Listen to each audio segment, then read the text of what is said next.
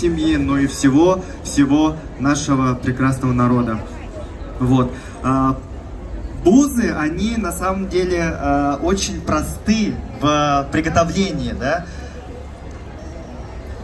Вот есть кто знает, что туда входит, состав какой-то?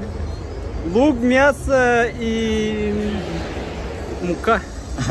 Да, действительно, изюминка, секрет, да, заключается в том, что в состав этого прекрасного блюда входит только говядина, ну, мясо, соль, перец, лук, и ничего больше, никаких добавок. Именно за счет этого, да, бузы готовятся на пару, да, и вот сам фарш внутри начинает готовиться именно в своем бульоне, не без каких-то иных добавлений, специй, зелени, да. В чем отличие буз от хинкалинов и мантов? Давайте я вам расскажу, да.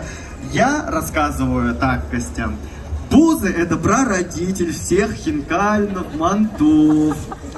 Кто соглашается, не соглашается, это уже их дело. Вот я рассказываю всем так, что это прародитель всех хинкальных мантов. Потому что почему, как вы думаете, мы начали готовить так, а уже последующие начали добавлять зелень, специи, картофель, овощи, капусту и все на свете. А мы вот сохранили тот самый, что ни на есть, истинный вкус самой начинки.